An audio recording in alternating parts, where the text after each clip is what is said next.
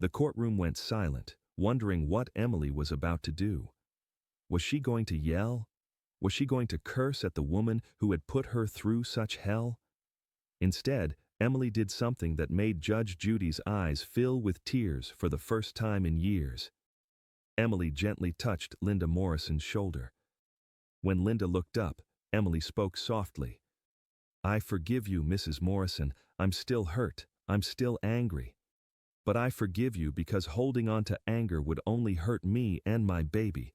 I hope you find peace. I hope your marriage gets better, and I hope someday you get to be the mother you wanted to be." Linda Morrison broke down completely. She grabbed Emily's hand and held it tight. "I'm so sorry. I'm so sorry. You're a better person than I ever was." Emily just nodded and walked away. She didn't need Linda Morrison's apology. She had something more valuable now. She had $30,000, a phone number for real help, and most importantly, she had her dignity back. As Emily walked toward the courtroom exit, Judge Judy called out to her one last time, "Miss Chen." Emily turned around. Judge Judy had tears streaming down her face, but she was smiling.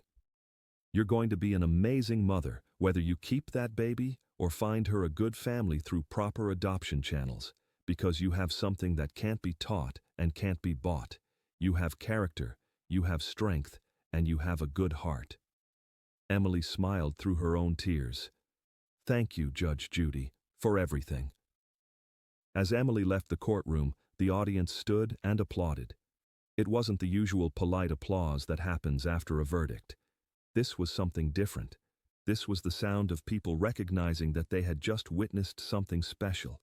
They had seen a young woman who had every reason to be bitter and broken choose forgiveness and hope instead. Judge Judy sat at her bench, watching Emily leave. The cameras had stopped rolling, but she didn't move.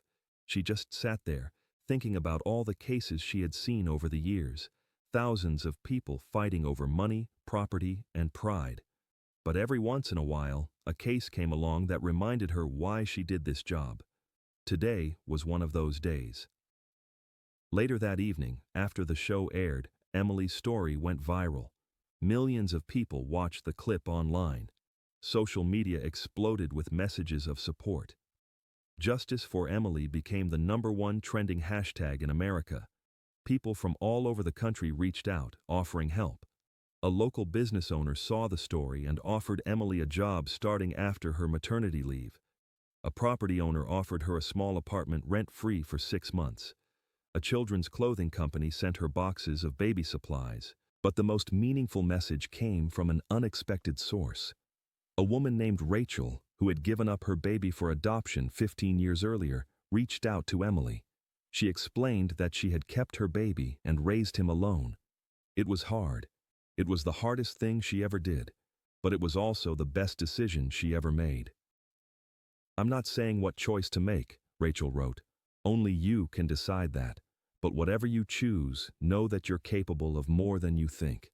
That baby is lucky to have you, whether as her mother or as the woman who loved her enough to find her the perfect family." Emily read that message while sitting in a hotel room. The production company from Judge Judy's show had paid for 3 nights while she figured out her next steps. She had already called the New Beginnings organization. They had an apartment ready for her. They had a counselor who specialized in working with young mothers. They had resources she didn't even know existed. Emily placed her hand on her pregnant belly. The baby kicked, as if responding to her touch. Emily smiled. "We're going to be okay," she whispered. "I don't know exactly how yet, but we're going to be okay." 8 weeks later, Emily gave birth to a healthy baby girl. She named her Grace, the name Linda Morrison had chosen. But this time, Grace would grow up knowing her birth mother's courage and strength. Emily decided to keep her baby. With the support of New Beginnings, she found her footing. She got a job, she took online classes. She proved that being young and being from a difficult background doesn't mean you can't be a good parent. Years later, someone asked Emily if she regretted suing Linda Morrison. Emily thought about it for a moment. "I don't regret it," she said. "Not because of the money, although that helped tremendously. I don't regret it because it taught me something important.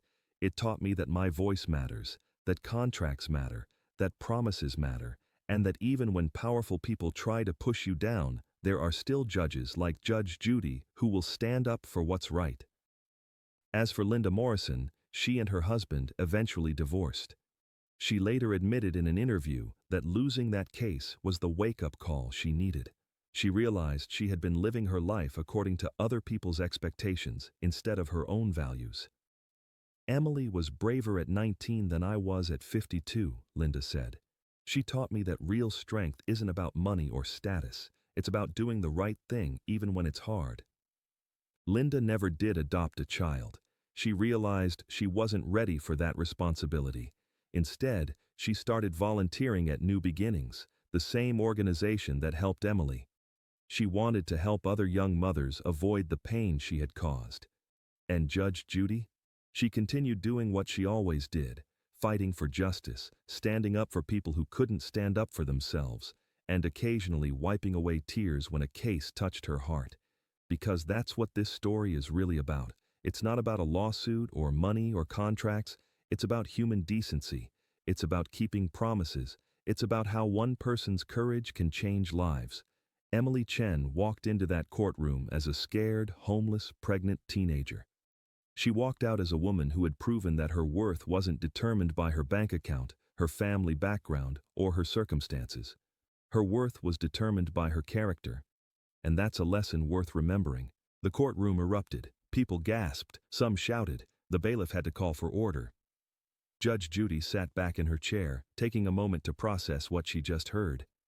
Emily Chen sat motionless, staring at Linda Morrison. All these weeks of wondering what she did wrong. All those nights sleeping in her car, trying to understand why Mrs. Morrison abandoned her. And now she knew the truth. It wasn't about her at all.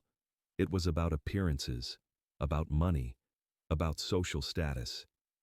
Judge Judy finally spoke. Her voice was quiet, but it carried through the silent courtroom like thunder. Mrs. Morrison, I want you to listen to me very carefully. What you just admitted is one of the most disgusting things I've heard in my 25 years on the bench. You entered into a legal contract with a pregnant teenager. You made promises to her. You gave her hope. And then you broke every single promise because your husband was worried about his business reputation. Linda Morrison was crying openly now. I know. I'm so sorry. Sorry doesn't pay medical bills, Judge Judy said coldly. Sorry doesn't give Miss Chen back the apartment she lost. Sorry doesn't erase the nights she spent sleeping in her car, wondering what she did wrong. Judge Judy turned to Emily. Miss Chen, I need to ask you something important. What is it you want from this lawsuit? Emily looked surprised by the question. She thought it was obvious. I want her to pay my medical bills like she promised. Is that all? Judge Judy asked gently. Emily hesitated. I also want the adoption to be final. I want to know my baby is going to a good home. That's all I ever wanted. I'm not trying to hurt anyone. I just want what's best for my baby. Judge Judy's expression softened as she looked at Emily. My dear, I understand that. But let me ask you this. After everything Mrs. Morrison has done to you, do you still want her to adopt your baby?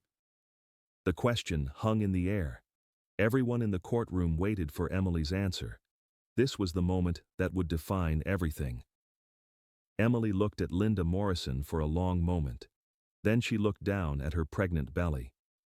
When she looked back up at Judge Judy, there were tears in her eyes, but her voice was clear. No, Emily said quietly. I don't think she's the right person to raise my baby anymore. Someone who breaks promises so easily. Someone who cares more about reputation than doing the right thing. That's not the kind of mother I want for my daughter. Linda Morrison let out a sob. Please, Emily, I made a mistake. I'll make it right. I'll pay everything. Please give me another chance. Emily shook her head. You had your chance, Mrs. Morrison. You chose your husband's business reputation over my baby. That tells me everything I need to know about your priorities. Judge Judy nodded slowly. Miss Chen, I think you just made a very wise decision.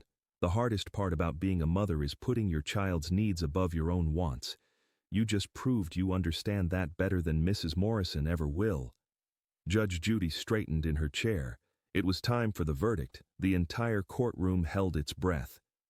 "Here's my ruling," Judge Judy began.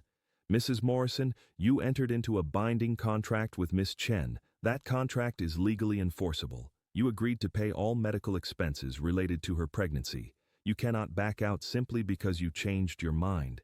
Linda Morrison nodded, accepting her fate. "Therefore," Judge Judy continued, "I am ordering you to pay Miss Chen $14,000 to cover the medical bills she has already incurred." Emily's eyes widened. She hadn't really believed she would win. "But I'm not stopping there," Judge Judy said firmly. "Because your breach of contract caused Miss Chen additional hardship beyond just medical bills. She lost her apartment. She lost her sense of security. She suffered emotional distress that no amount of money can truly compensate." Judge Judy pulled out a calculator and began writing numbers. "I am adding $8,000 for housing costs that Miss Chen will need for the next 3 months until she delivers her baby and recovers. That's approximately $2,500 per month for a safe place to live." Linda Morrison's lawyer tried to object, but Judge Judy held up her hand. "I'm also adding $5,000 for emotional distress. Miss Chen is a pregnant teenager who has been homeless for 3 weeks because of your actions. She deserves compensation for that suffering," Judge Judy continued. "And finally, I'm adding $3,000 for the legal fees and court costs Miss Chen incurred by having to sue you to get what you already promised to give her." The judge did the math. "That's a total of $30,000. You have 30 days to pay Miss Chen in full." The courtroom erupted in applause. Emily covered her face with her hands and began crying. These weren't sad tears anymore. These were tears of relief and gratitude. But Judge Judy wasn't finished yet. "There's one more thing," Judge Judy said, waiting for the courtroom to quiet down. "Miss Chen, I want you to listen carefully. You're 7 months pregnant, living in your car, with no job and no family support. $30,000 will help, but it's not going to solve all your problems." Emily nodded, wiping her tears. "I know, Your Honor, but it's more than I had yesterday. Here's what I want you to do," Judge Judy said. Her voice had completely changed. It was no longer the stern judge voice. It was warm, almost maternal. "There's an organization I work with called New Beginnings. They help young mothers in situations exactly like yours. They provide housing, job training, childcare assistance, and counseling." Judge Judy wrote something on a piece of paper. "After we're done here today, I want you to call this number. Tell them Judge Judy sent you. They will help you find safe housing immediately. They will help you find a job after your baby is born. And they will help you figure out if adoption is really what you want, or if there's a way for you to keep your baby and still give her a good life." Emily took the paper with shaking hands. "Thank you, Your Honor. Thank you so much." "Don't thank me yet," Judge Judy said with a small smile. "The hard work is still ahead of you. Being a mother is the toughest job in the world, whether you choose to parent your baby or choose adoption. But this time you'll have support. You won't be doing it alone in a car behind a gym." Judge Judy turned back to Linda Morrison. "As for you, Mrs. Morrison, I hope you learned something today. Money doesn't make you a good person. A big house doesn't make you a good mother. What makes you a good person is keeping your promises. What makes you a good mother is putting children's needs above your own pride." Linda Morrison nodded, still crying. "I understand, Your Honor." "I hope you do," Judge Judy said. "Because somewhere out there is a child who deserves loving parents. When you're ready to be that parent, when you're ready to make that commitment regardless of what anyone else thinks, then maybe you'll get another chance. But today is not that day." Judge Judy picked up her gavel. "This case is closed. Mrs. Morrison will pay Miss Chen $30,000 within 30 days. Miss Chen, the adoption contract is now void. You are free to make whatever decision is best for you and your baby without any legal obligation to Mrs. Morrison." The gavel came down with a sharp crack. It was over. But before anyone could move, something unexpected happened. Emily stood up slowly from her chair. She walked over to the defendant's table where Linda Morrison sat with her head in her hands. Emily opened her folder and pulled out a stack of papers. The hospital bills total $14,000 so far. That's for all the prenatal checkups, ultrasounds, blood tests, and the emergency room visit I had last month when I thought something was wrong with the baby. She handed the papers to the bailiff, who brought them to Judge Judy. Judge Judy examined each bill carefully, her jaw tightened. "These are legitimate medical charges," Judge Judy confirmed. "Miss Chen, do you have the contract that Mrs. Morrison signed?" "Yes, Your Honor." Emily pulled out a document. "It's right here, she signed it. Her lawyer even notarized it." Judge Judy reviewed the contract. It was 3 pages long, typed professionally, with signatures and dates. As she read, her expression grew darker. "Mrs. Morrison," Judge Judy said without looking up from the contract, "this document clearly states that you agreed to pay all medical expenses related to Miss Chen's pregnancy in exchange for adoption rights after birth. Is this your signature?" Linda Morrison nodded. "Yes, but—" "I didn't ask for your excuses yet," Judge Judy interrupted. "I asked if this is your signature, yes or no." "Yes," Linda admitted. "And was this contract reviewed by a lawyer?" Judge Judy continued. "Yes," Linda said quietly. "Your lawyer or Miss Chen's lawyer?" Judge Judy asked. "My lawyer," Linda admitted. Judge Judy looked up. Her eyes were blazing. "So your lawyer wrote a contract that heavily favored you. A contract that gave you all the rights to this baby. A contract that required Miss Chen to give up her child in exchange for medical bill payment. And you signed it willingly, correct?" "Yes, but circumstances changed," Linda tried to explain. "Be quiet," Judge Judy said sharply. "I haven't asked you to speak yet." Judge Judy turned back to Emily. "Miss Chen, did anyone force you to sign this contract?" "No, Your Honor," Emily replied. "I signed it because I thought it was my baby's best chance at a good life." "Did you lie about anything in your background check?" Judge Judy asked. "No, Your Honor," Emily said firmly. "Mrs. Morrison's lawyer asked me questions about my family. I told them the truth about everything. About my mother being in prison. About my father leaving when I was 6. About growing up in foster care. I didn't hide anything." Judge Judy's face showed shock. "You told them all of this before signing the contract?" "Yes," Emily confirmed. "They did a full background check. They knew everything. Mrs. Morrison even said she admired me for overcoming such a difficult childhood. She said it showed I was strong." Judge Judy looked at Linda Morrison. The temperature in the courtroom seemed to drop 10 degrees. "Mrs. Morrison," Judge Judy said slowly, "let me understand this correctly. You knew about Miss Chen's background before signing this contract. You knew about her mother. You knew about her childhood. You knew everything, and you signed the contract anyway. Is that correct?" Linda Morrison's confident expression began to crack. "Well, yes, but nothing," Judge Judy snapped. "You can't sign a contract, take advantage of a pregnant teenager, and then back out when you get cold feet. That's not how contracts work. That's not how adoption works, and that's certainly not how decent human beings behave." The courtroom erupted in applause. Judge Judy raised her hand for silence. "We're not done here," Judge Judy said firmly. "Not by a long shot. Because I have some questions for Mrs. Morrison, and I don't think she's going to like them very much."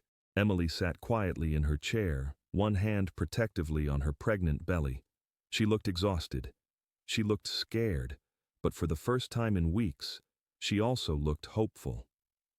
Judge Judy turned to Linda Morrison with a look that made the entire courtroom hold its breath.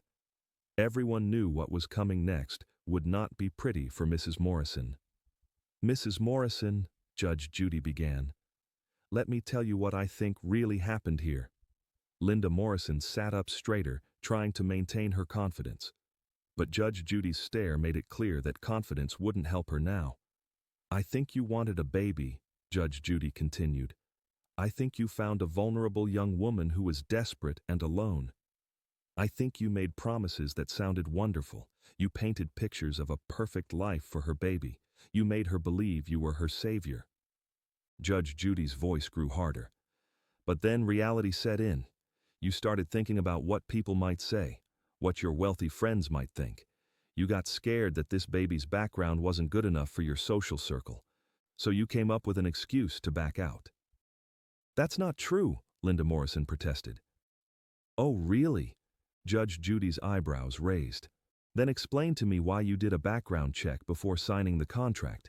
You already knew everything about Miss Chen's family, so what exactly changed your mind? Linda Morrison opened her mouth, but no words came out. I'll tell you what changed, Judge Judy said. Nothing changed except your courage. You lost your nerve. And now, a pregnant teenager is sleeping in her car because you decided her baby wasn't good enough for you anymore. The words hung in the air like a judgment already passed. Emily's eyes filled with tears again, but this time, they weren't tears of sadness. They were tears of relief. Someone finally understood. Someone finally believed her. Judge Judy wasn't finished. Not even close. She leaned forward in her chair, her eyes locked on Linda Morrison like a predator watching prey. Mrs. Morrison, let me ask you something, Judge Judy said. How much money do you make in a year? Linda Morrison shifted uncomfortably. I don't see how that's relevant. Answer the question, Judge Judy commanded. This is my courtroom and relevance is my decision to make. My husband and I have a comfortable income, Linda said evasively. How comfortable? Judge Judy pressed. Give me a number. Linda Morrison looked at her lawyer, who nodded reluctantly. Approximately $850,000 per year. The courtroom murmured in shock. That was more money than most people would earn in their entire lifetimes. Judge Judy nodded slowly. So you make $850,000 a year, and Miss Chen was working at a coffee shop for minimum wage. That's about $15,000 a year if she worked full-time. You make in 1 month what she makes in 5 years. What's your point? Linda Morrison asked defensively. My point, Judge Judy said sharply, is that $14,000 in medical bills is pocket change to you. It's less than 2% of your annual income. But to Miss Chen, it's an entire year's salary. It's the difference between having a roof over her head and sleeping in a car. Linda Morrison looked away, unable to meet Judge Judy's stare. So when you backed out of this contract, Judge Judy continued, you didn't just break a promise, you destroyed this young woman's life. You took away her ability to afford basic medical care for herself and her unborn child. And you did it for what? Because you got scared of what your friends might think? It wasn't like that, Linda protested weakly. Then enlighten me, Judge Judy challenged. Tell me exactly what it was like. Linda Morrison took a deep breath. For the first time, her confident mask began to crumble. When she spoke, her voice was smaller, more honest. My husband didn't want to go through with it, she admitted quietly. The courtroom went silent. This was new information. Excuse me? Judge Judy leaned in. Your husband? The one who wasn't mentioned in any of these documents? Yes, Linda said, her voice barely above a whisper. When I told him about Emily's mother being in prison, he said it would be bad for his business reputation. He's a financial advisor. He said his clients wouldn't want to work with someone whose adopted daughter came from a criminal family. Judge Judy's face turned red with anger. So this whole thing about genetic concerns was a lie? You made up that excuse to cover for your husband's business worries? Linda Morrison nodded, tears now streaming down her face. I'm sorry. I shouldn't have listened to him. I should have kept my promise. But he said if I went through with the adoption, he would leave me. The courtroom was unusually quiet that Tuesday morning. Something felt different. Even the camera crew sensed it. They had filmed hundreds of Judge Judy episodes, but this one would be different. This one would touch millions of hearts in ways nobody expected. A young woman walked through the doors. She looked barely old enough to be there. Her name was Emily Chen, and she was 19 years old. But what made everyone stop and stare wasn't her age, it was her condition. She was 7 months pregnant, and she could barely walk without pain. Emily wore a simple blue dress that looked too big for her small frame. Her black hair was pulled back in a ponytail. No makeup, no jewelry. Just a tired face with eyes that had seen too much pain for someone so young. She carried a folder filled with papers that shook slightly in her trembling hands. Behind her walked the defendant, Linda Morrison, 52 years old, dressed in an expensive gray pantsuit. She carried a designer purse and wore gold rings on 3 fingers. Her hair was perfectly styled, and her makeup looked professionally done. Everything about her screamed wealth and confidence. The contrast between these two women was shocking. One looked like she barely had enough to eat. The other looked like she had never missed a meal in her life. One walked slowly, holding her pregnant belly with obvious pain. The other walked with the confidence of someone who believed she would win easily. Judge Judy entered the courtroom. She took her seat and looked down at the case file. Her eyebrows raised slightly as she read the details. Then she looked up at Emily, who was struggling to sit down in the plaintiff's chair. "Take your time, dear," Judge Judy said quietly. Her voice was softer than usual. The bailiff moved forward to help Emily sit down properly. Emily finally settled into her chair. She took a deep breath and looked directly at Judge Judy. In that moment, something passed between them, a silent understanding. Judge Judy had seen thousands of cases, but something about this young woman's eyes told her this story was going to break her heart. "Miss Chen," Judge Judy began, her voice gentle. "Tell me why you're here today." Emily's voice was small but clear. "Your Honor, I'm here because Mrs. Morrison promised to help me. She said she would pay for my medical bills during my pregnancy. She signed a contract saying she would adopt my baby and take care of everything. But 3 weeks ago she changed her mind. Now I have $14,000 in medical bills that I can't pay." The courtroom went silent. Judge Judy's face changed.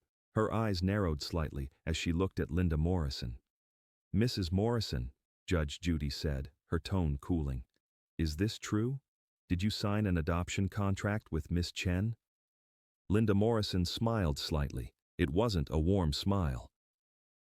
"Your Honor, I did sign papers, but the situation changed. Miss Chen didn't tell me the whole truth about her background. When I found out certain things, I had the right to back out." "We'll get to that," Judge Judy said firmly. "First, I want to hear Miss Chen's complete story. From the beginning." Emily nodded. She opened her folder with shaking hands. Inside were medical bills, ultrasound pictures, text messages, and a contract. "It started 6 months ago," Emily began. Her voice cracked slightly, but she continued. "I found out I was pregnant. The baby's father left me when I told him. He just disappeared. I was living alone, working at a coffee shop for minimum wage. I couldn't afford to keep the baby. I wanted to, but I couldn't give a child a good life with no money and no help." Judge Judy listened without interrupting.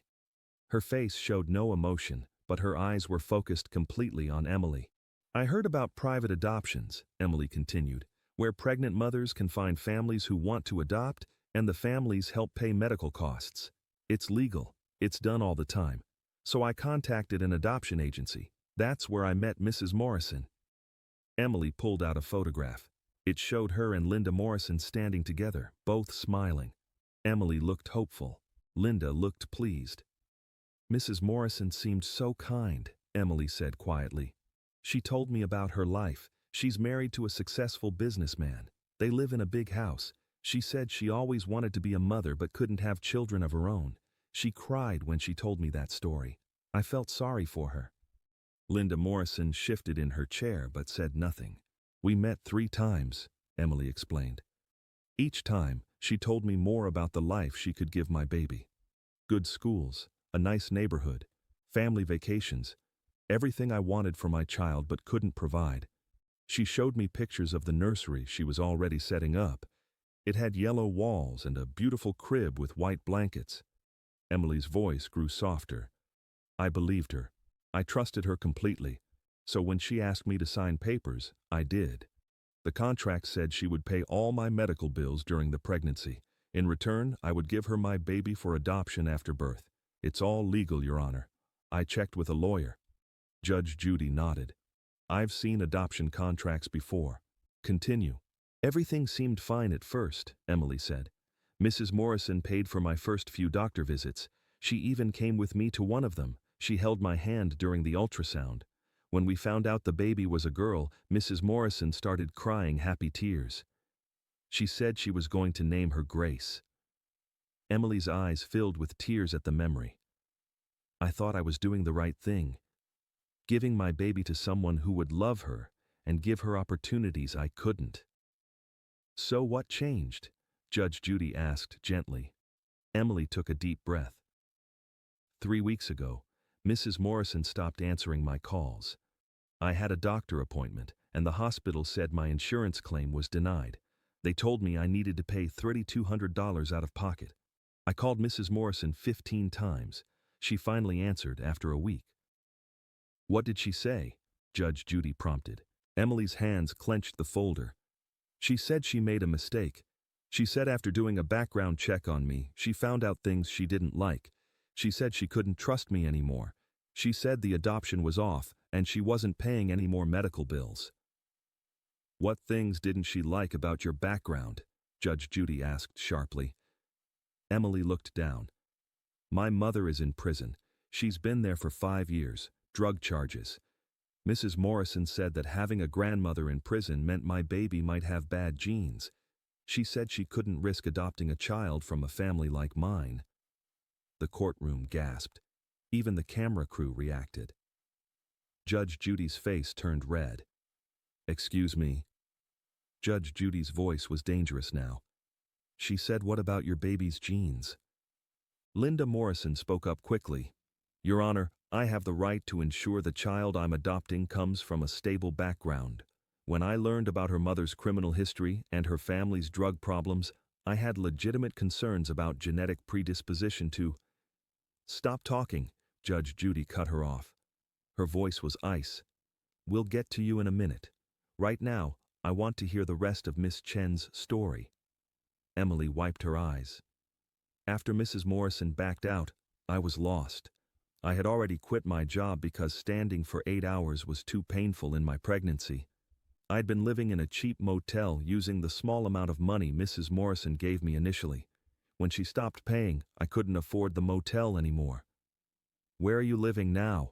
Judge Judy asked quietly. Emily's voice dropped to almost a whisper. In my car. It's a 2006 Honda Civic. I sleep in the back seat. I park behind a 24-hour gym so I can use their bathroom in the morning. The entire courtroom was silent. Judge Judy closed her eyes for a moment. When she opened them, they were glistening. How far along are you? Judge Judy asked. 7 months, Emily replied. The baby is due in 8 weeks. And your medical bills? Judge Judy asked.